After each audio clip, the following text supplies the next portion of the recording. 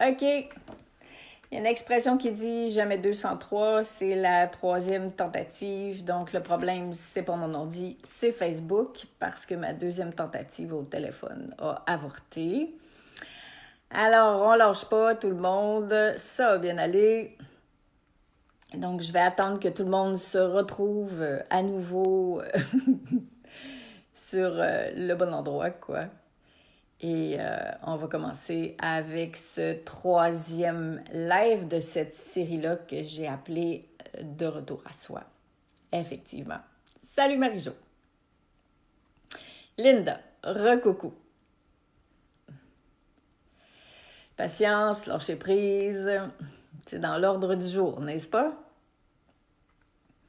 Alors, on est plus fort que Facebook. On va y arriver. On va y arriver. Alors là, c'est impeccable. Oui, c'est juste que mon poignet doit tenir pendant la demi-heure qui vient parce que je tiens le téléphone. J'ai pas eu le temps d'installer le petit machin que j'ai acheté là, pour soutenir mon téléphone. Donc, si jamais ça bouge puis que vous avez la nausée, c'est parce que j'ai le poignet engourdi. Donc, j'essaierai de changer de position. Oui, Lucie, on va la voir, puis moi aussi. Alors, au fur et à mesure que vous arrivez, salut Bérangère. Donc, je disais tout à l'heure qu'aujourd'hui, on va parler du sentiment d'impuissance. C'est quand même quelque chose de super important qui nous concerne tous à des degrés différents à l'heure actuelle. Donc, j'ai senti que c'était quand même important. Le son est bon en plus. Bon, n'est-ce pas merveilleux? On va y arriver. Vous avez juste ma face en plus gros aujourd'hui. Laurence, salut, salut. Donc, je sens que je commence déjà à trembler. Attends, je vais poser le téléphone comme ça va peut-être être mieux. Alors, j'espère que vous allez bien. J'arrive de marcher en solitaire du côté de ma rue. Et puis, c'est absolument magnifique dans plein de fenêtres de maisons, d'appartements. Il y a plein de dessins, celui qu'on voit beaucoup circuler avec l'arc-en-ciel. Puis, ça va bien aller. Ça me fait penser à notre guide Balinet qui nous disait ça va bien aller. Donc, c'est devenu un terme international. Puis en même temps, j'ai jamais vu autant de monde se saluer. Donc, l'essentiel commence à rentrer au poste. C'est une bonne affaire. Alors, à qui j'ai pas dit bonjour, à qui j'ai pas dit redit bonjour, Julie, Sylvie, Daniel, Marie-Amélie. Oh yeah! Ça m'a fait du bien de sortir dehors parce que je vous avoue que je sais plus à combien de jours de confinement je suis rendue, mais j'avais pas mis le nez à l'extérieur. Maudit que ça fait du bien. Christine, coucou ma belle. Alors, vous êtes prêts? Donc, je vais tasser mon petit cahier. Alors, sentiment d'impuissance.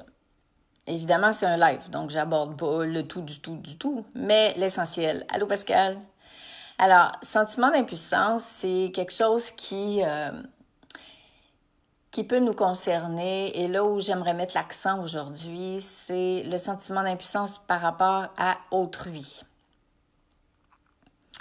Alors, sentiment d'impuissance dans le sens où je peux rien faire pour l'autre. Et là, ben évidemment, c'est plus présent que jamais. Je peux pas aider les gens qui vont pas bien parce que je peux pas aller les voir. Je peux pas changer ce qui se passe à l'heure actuelle. Je peux pas sauver personne. C'est quand même des éléments qui font en sorte que nos grands cœurs peuvent plus s'exprimer comme avant. Nos grands cœurs, ils peuvent plus se relier de la même manière qu'ils le faisaient auparavant. Et évidemment, ben, ça peut générer des émotions. Ça peut générer aussi de la culpabilité. Et ça peut générer toutes sortes de pensées de l'impuissance, évidemment, c'est le thème d'aujourd'hui. Ça peut même aller jusqu'à du désespoir pour certaines personnes, parce que pensez à ceux dont les proches sont actuellement malades, que vous les connaissiez ou non. Et imaginez-vous comment on peut se sentir quand on ne peut pas être à côté des gens qu'on aime pour leur donner la main, pour leur dire qu'on les aime, pour les soutenir. Pensez aux gens qui se retrouvent seuls. Pensez aux gens qui sont en situation, par exemple, de violence familiale. Et malheureusement, dans notre vie, dans notre société, on ne se sent pas concerné tant que ça ne nous arrive pas personnellement. Et là, on est franchement concerné. Plus directement qu'on ne l'a jamais été. Donc, c'est assez normal que le sentiment d'impuissance fasse surface à l'intérieur de nous. Alors, qu'est-ce qu'on fait quand on se sent impuissant puis qu'on ne peut rien faire? Bon, rappelez-vous que quand on ne peut plus rien faire, on peut être. Je pense que cette phrase n'a jamais été autant d'actualité que maintenant. Alors, qu'est-ce qu'on fait? Première chose, on revient dans le cœur. Donc, on sort des pensées que génère le sentiment d'impuissance. Parce que c'est ça que ça fait. Quand je me sens impuissant, je me mets à penser. Je me mets à faire des scénarios. Je me mets à projeter le futur. Je me mets à penser à ce que j'aurais pu, ce que j'aurais dû faire. Puis comment je pourrais le faire, puis que ça fait chier parce que je ne peux pas le faire. Donc là, je sors de ça. Parce que ça ne marche plus. Et non seulement que ça ne marche plus, mais ça me sort de mon cœur. Et à l'heure actuelle, la seule façon d'aider les gens, c'est en rentrant dans le cœur. Donc, je prends conscience de ça. J'accueille ce que ça réveille chez moi, ce sentiment d'impuissance-là. Je l'aime parce que c'est humain, puis il faut que je m'aime. Mais je reviens dans mon cœur. Et là, je lève la tête. C'est-à-dire que je regarde en haut. Je ne perds pas pied. Je ne suis pas victime, mais je lève la tête.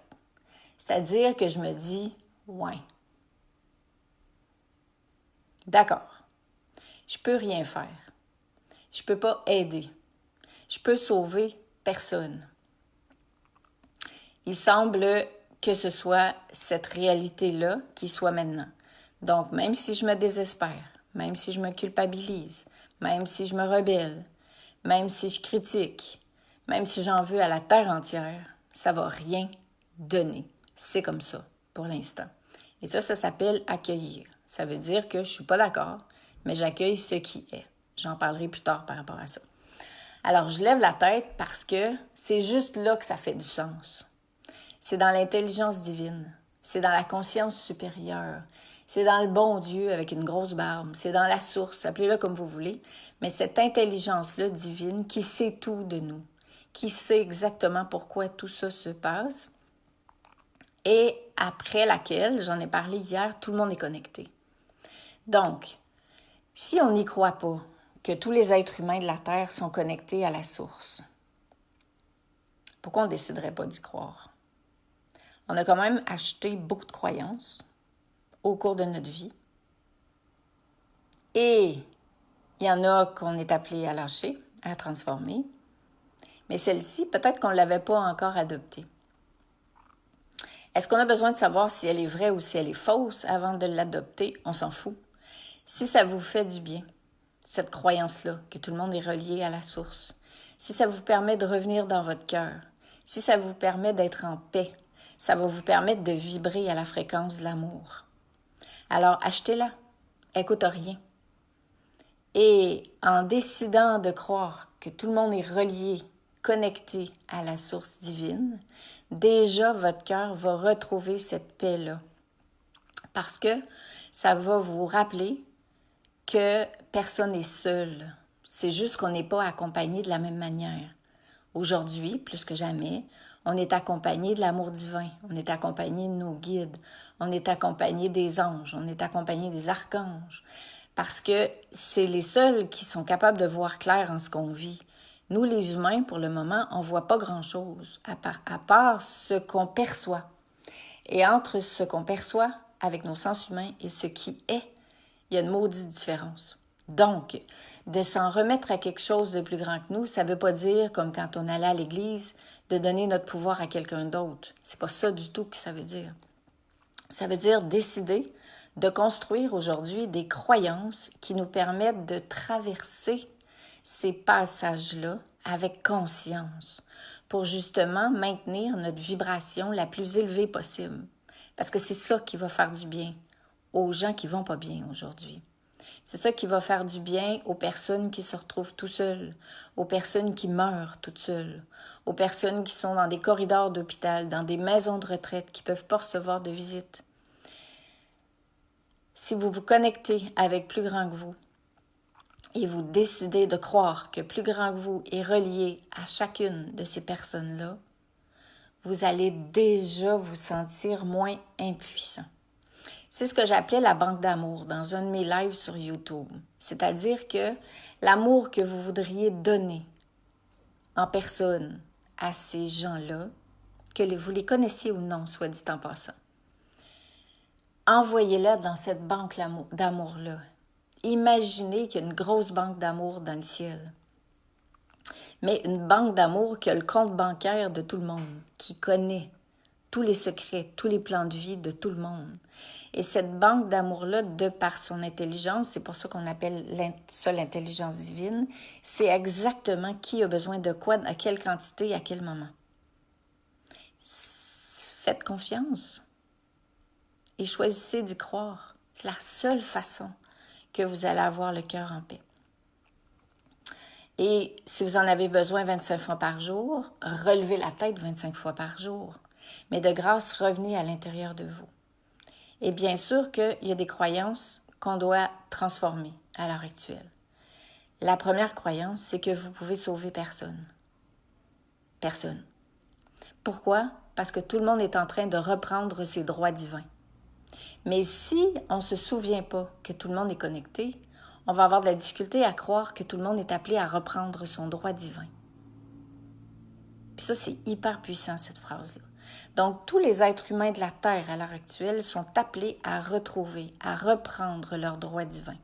Et là, il y a un exemple qui me vient que je dois absolument vous partager pour que vous saisissiez bien qu'il y a une différence entre ce qu'on perçoit et ce qui est. Quand je travaillais en fin de vie, il y avait une dame qui était vraiment, mais vraiment en déconfiture. C'est-à-dire qu'elle était tellement maigre qu'elle avait les 2 joues rentrées dans le fond et elle avait les yeux complètement creux. Puis là, tout le personnel soignant se désespérait de sa situation, puis qui se disait, mais s'il y avait un bon Dieu, il ne laisserait jamais faire ça, mais ça n'a pas de maudit bon sens, puis pourquoi elle ne meurt pas, voyez-vous? Et cette dame-là, évidemment, a probablement battu les records de quelqu'un qui peut vivre sans nourriture pendant des jours et des jours et des jours. Et pas très longtemps avant la fin de sa vie, elle a dit à moi, et je l'en remercie. Elle disait, pendant que les filles pensent que je meurs pas, je suis en train de prier pour elles. J'espère que ça vous donne autant de frissons que ça m'en donne encore aujourd'hui. Parce que cette femme-là m'avait donné une maudite leçon. Qu'il y a vraiment une sacrée différence entre ce qu'on voit avec nos yeux humains, ce qu'on voudrait avec notre tête, et ce qui est. Et ce qui est, c'est tellement plus grand que nous. Que le fait de commencer à lever la tête au ciel, à commencer à choisir de faire confiance au divin, non pas parce qu'on donne notre pouvoir, mais parce que c'est la seule manière de traverser ce passage-là, le cœur ouvert. La seule façon, il n'y en a plus d'autre. C'est ça qui nous ramène à l'essentiel. Donc, quand vous vous retrouvez en posture de sentiment d'impuissance, si vous le voulez, bien sûr, mais allez-y, revenez dans votre cœur, relevez la tête, envoyez tout l'amour que vous voudriez donner à l'autre en haut, dans cette banque l'amour-là, et laissez la sagesse divine œuvrer. Tout le monde est connecté. Et vous, premièrement, si vous faites ça, en fait pas premièrement, mais dernièrement, si vous restez dans votre cœur et que vous faites confiance à l'amour à 100%, votre vibration va changer. Elle va non seulement changer, mais elle va complètement s'élever. Et là, comme je l'expliquais hier, puis j'ai pas fini de le dire, vous allez vibrer à une fréquence très élevée. Vous allez rayonner. Et le plus beau cadeau que vous pouvez faire à ceux qui vont pas bien, à l'heure actuelle et à vous-même et à la Terre, c'est de vibrer à votre plus belle fréquence. Donc, au lieu de vouloir, de chercher à sauver les autres, évidemment, c'est toujours assis sur une bonne intention, c'est clair. Mais quand vous allez là, essayez de revenir en vous et de revisiter ce vieux schéma de vouloir faire pour l'autre, de vouloir sauver l'autre, de vouloir atténuer ses souffrances, sa situation. La seule place où vous pouvez agir, et c'est la plus puissante, croyez-moi, c'est augmenter votre vibration.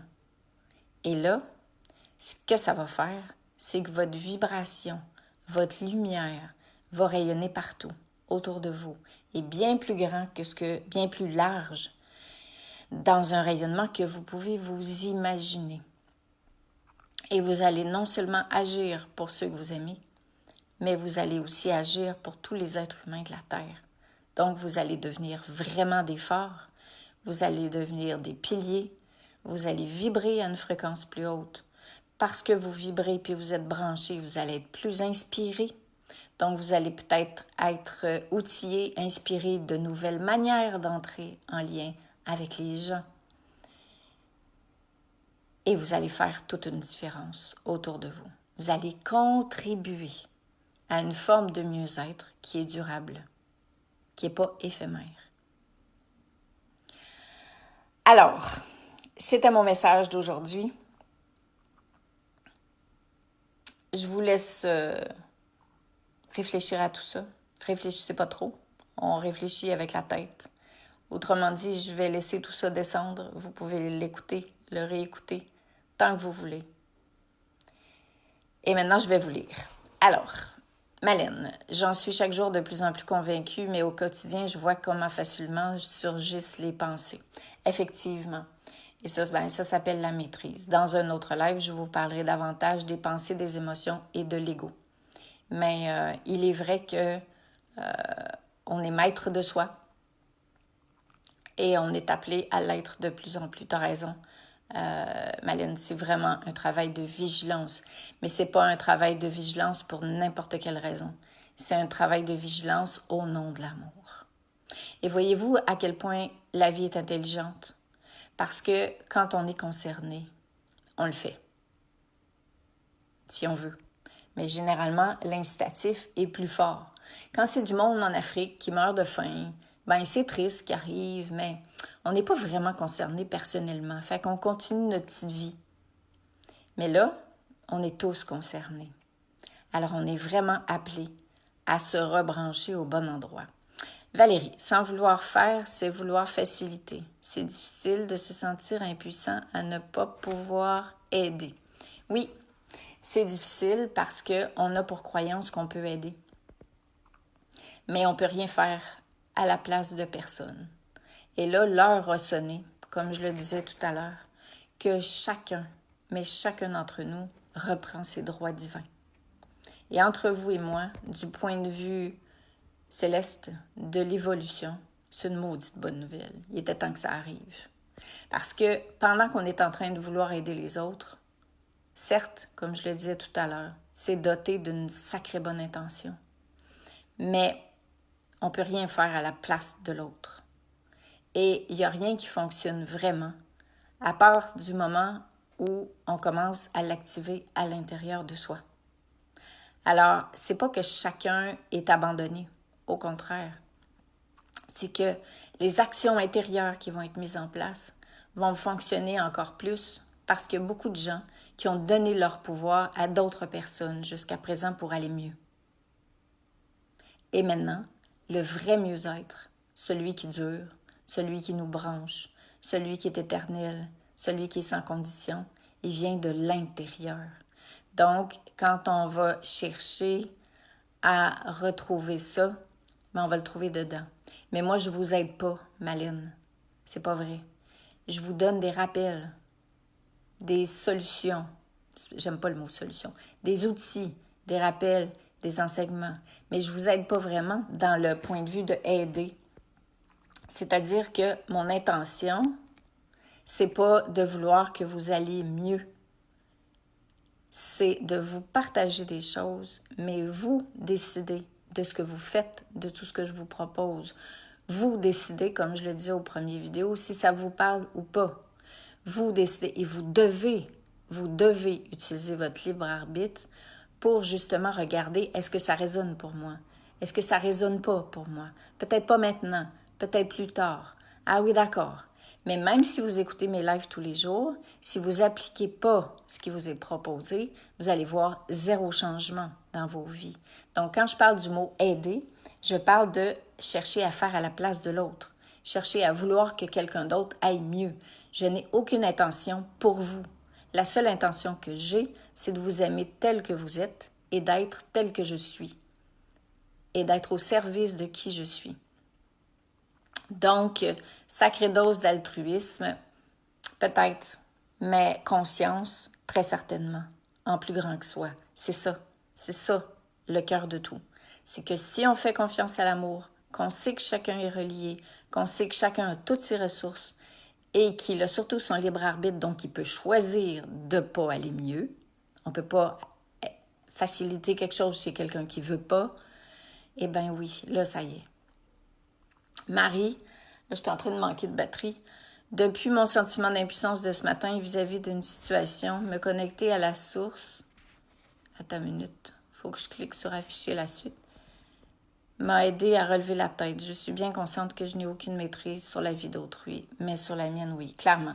Et c'est pas, je te corrige pas, là, Marie, là, je suis juste en train de surfer sur ce que tu as dit, mais c'est vraiment à partir de soi que le changement va arriver.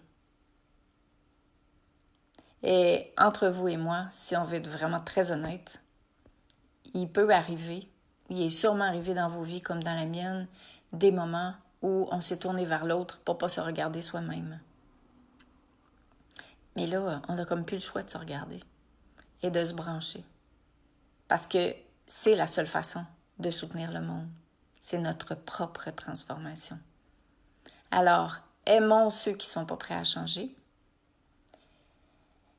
et envoyons par la Banque de l'amour, si cet exemple vous parle, tout l'amour qu'on voudrait donner à quelqu'un. Et évidemment, soyons créatifs et trouvons d'autres façons de rester en lien avec les gens comme on le fait aujourd'hui entre nous. Donc voilà mes amis d'amour, Marie-Jo, attends un petit peu. Le droit divin de chacun, c'est le fait que chacun est divin et a la responsabilité d'activer cette part de lui. En effet, c'est tout à fait ça, Marie-Jo. Et c'est surtout que c'est accessible pour tout le monde. Salut Colette, alors ben voilà, tu arrives pour la fin. Si ça t'intéresse, tu pourras réécouter la vidéo. Donc là-dessus, ben je vous embrasse et je vous souhaite une belle intégration de ce que vous êtes déjà. Et puis, on se retrouve demain pour un autre sujet. Gros bisous, bye!